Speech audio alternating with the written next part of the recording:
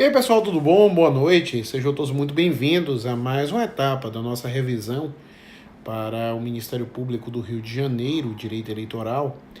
Nós começamos essa revisão no dia de ontem, vamos ter ainda a revisão hoje, essa estou trazendo para vocês, e também na sexta-feira, através de alguns tópicos que eu quero chamar a atenção, até mesmo porque, como vocês todos sabem, a prova do Ministério Público do Rio de Janeiro, ela tem uma característica que é ser feita apenas através de questões dissertativas. Então, eu costumo dizer que se um dos tópicos que aqui trazemos nessa rápida revisão tiver na prova, eu já me considero satisfeito. A meta é gabaritar essa prova.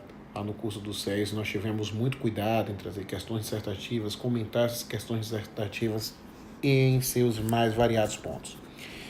Na transmissão de ontem, e eu estou colocando essa transmissão também no YouTube, então quem perder aqui a transmissão é só ir lá no nosso canal Jurispolis para ter acesso a todas essas revisões. Bom, ontem nós falamos da ação rescisória, falamos do Ministério Público Eleitoral e falamos do financiamento coletivo, em que o termo inicial foi ontem, dia 15 de maio do ano das eleições. Então, a partir de ontem já é possível esse financiamento coletivo. Agora, as doações só são liberadas ao candidato a partir do momento em que há a formalização do registro de candidatura. Bom, primeiro ponto a ser tratado hoje, que é o ponto 4 de nossa revisão, diz respeito à elegibilidade, as condições de elegibilidade. O que é condição de elegibilidade? A elegibilidade é um conjunto de requisitos esses que permitem o exercício da capacidade eleitoral passiva, portanto, o direito de ser votado. Nós temos condições de elegibilidade próprias. Oi, Amanda, tudo bom? Boa noite, querida.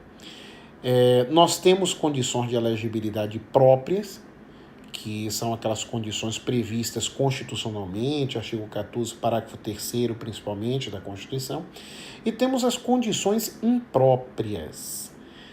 Daqui a pouco os TREs voltam, até lá a gente está aqui nas carreiras jurídicas, como no MP, Magistratura da Bahia, tem esse ano, então bastante coisa, tá? Então, as candidaturas próprias são aquelas previstas na Constituição e as impróprias previstas em legislação infraconstitucional. Entre as condições próprias de elegibilidade, nós temos a nacionalidade brasileira, o gozo dos direitos políticos, o alistamento eleitoral, o domicílio eleitoral na circunscrição, e isso deve existir 6 meses antes das eleições, a filiação partidária também 6 meses antes das eleições, e a idade mínima. A base de nossa discussão nesse ponto 4 é a idade mínima. A idade mínima está prevista na Constituição enquanto condição de elegibilidade e ela deve ser verificada tendo por base a data da posse. Apenas quando a idade mínima for de 18 anos, algo que só acontece para as candidaturas de vereador, é que ela deve ser verificada tendo por base o último dia para formalização do registro de candidatura. A lógica aqui é fazer com que o cidadão, ao entrar na campanha eleitoral, já tenha alcançado a maioridade penal. Foi essa a preocupação da Lei 13.465 quando modificou a Lei 9.504 nesse sentido. Então, normalmente, a idade mínima é verificada tendo por base a data da posse, salvo quando ela for de 18 anos, hipótese em que se deverá verificar tendo por base o último dia para a formalização do registro de candidatura, que é o dia 15 de agosto. Um detalhe interessante sobre essa idade mínima é considerar que ela é condição de elegibilidade e não de exercício de função. Por isso, o presidente da Câmara dos Deputados, mesmo não tendo ainda alcançado 35 anos, poderá substituir o presidente da República, porque não se trata de elegibilidade, mas sim de exercício de função por conta das atribuições exercidas. Pois bem, outro ponto, saindo dessa elegibilidade, falar um pouquinho do servidor da Justiça Eleitoral. E eu quero falar do servidor da Justiça Eleitoral meio que encaixado nessa elegibilidade. Eu explico por quê. Falando do servidor da Justiça Eleitoral, há um dispositivo específico do Código Eleitoral, que é o artigo 366. E esse artigo 366, ele afirma que o servidor da Justiça Eleitoral não poderá se filiar a partido político e nem exercer qualquer atividade político-partidária. Então, se o servidor da Justiça Eleitoral quiser se candidatar a mandato eletivo, primeiro, ele vai ter que pedir exoneração. Segundo o Tribunal Superior Eleitoral, apenas a licença para o servidor da Justiça Eleitoral não funciona. Ele tem que se desincompatibilizar do serviço eleitoral. E essa desincompatibilização, ela deve se dar tempo suficiente dele estar filiado a partido político há pelo menos 6 meses antes do pleito. Então, nesse ponto, ele não vai seguir aquela desincompatibilização estabelecida no artigo 1º, inciso 2º, a linha L da Lei Complementar 64, que falando dos demais servidores, acaba estabelecendo um prazo de 3 meses antes do pleito. Aqui, isso não funciona. É preciso que ele se filie, mas para estar filiado, ele não pode mais ser servidor da Justiça Eleitoral. Por isso, ele pede a exoneração e essa exoneração é pedida a tempo, repito, suficiente para ele estar filiado a partido político 6 meses antes das eleições, para que assim possa concorrer a esse mandato. E a última dica de hoje diz respeito à quitação eleitoral. A quitação eleitoral está prevista no artigo 11, parágrafo 1º, inciso 6º, da Lei 9.504, e é tida enquanto uma condição imprópria de elegibilidade. Condição imprópria é apenas aquela condição de elegibilidade trazida em legislação infraconstitucional. É ela que recebe essa denominação de condição imprópria. O que significa a quitação eleitoral? Significa, primeiro, que o cidadão cumpriu as suas obrigações eleitorais, ou se não cumpriu votando, ele justificou, se não justificou, pagou multa. Se ele ainda deve multa, pelo menos parcelou e está cumprindo o parcelamento. Mas também é importante considerar que eu trago a quitação eleitoral quando, tendo concorrido a mandato eletivo anteriormente, eu prestei contas. Vem de logo uma pergunta, ora, basta a prestação de contas ou além da prestação de contas a necessidade dessas contas terem sido aprovadas?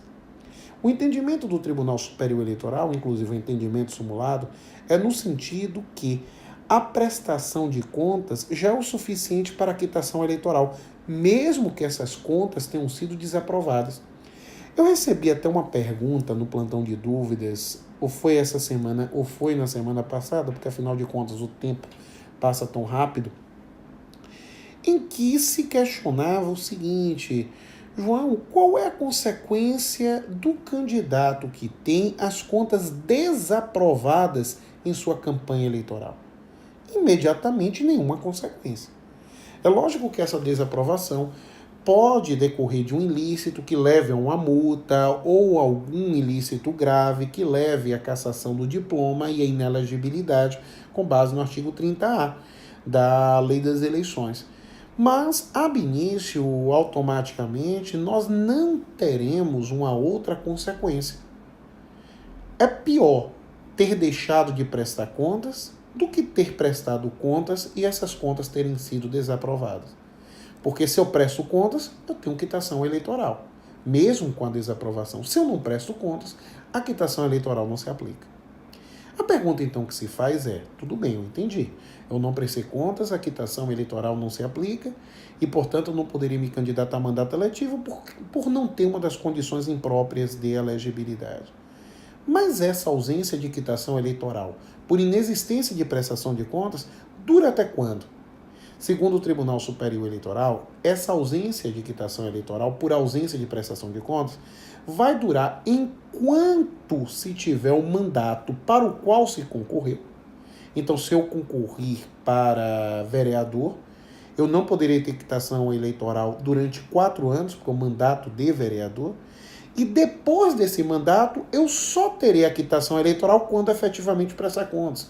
Não fiquem pensando que é só passar o prazo do mandato, o termo do mandato, para ter depois automaticamente a quitação eleitoral. Não, eu preciso prestar contas.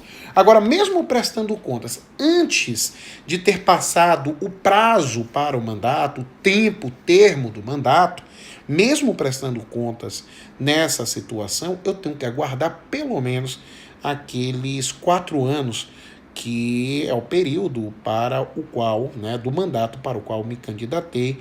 Boa noite aí para a Grazi, para a Monara, estou vendo, tá? Muito obrigado por estarem acompanhando.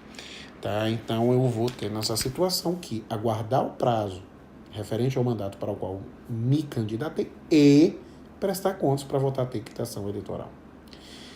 Segundo o TSE, essa quitação eleitoral, se eu não me engano, é a súmula 50, salvo o melhor juízo, para o Tribunal Superior Eleitoral, se eu não apresento, porque o artigo 11, parágrafo 10 da Lei das Eleições informa que as condições de elegibilidade e as causas de inelegibilidade devem ser verificadas tendo por base a data da formalização do registro de candidatura. Mas o TSE tem entendido que se, quando da formalização do registro de candidatura, eu não tiver apresentado a quitação eleitoral, o registro de minha candidatura será deferido se eu apresentar essa quitação eleitoral até antes do julgamento do registro. Então, se até antes do julgamento do registro eu apresento a quitação eleitoral, o meu registro deverá ser deferido, a súmula 50 do Tribunal Superior Eleitoral. Então, essas são as dicas que eu fiquei de trazer hoje. Ainda volto na sexta-feira com outras dicas, sempre rápidas, para o Ministério Público do Rio de Janeiro. Mais uma vez, muito obrigado por terem acompanhado. Tenham uma excelente noite, bons estudos e já temos um encontro marcado na sexta-feira às 21h30. Então, um grande beijo no coração. Nos vemos na próxima.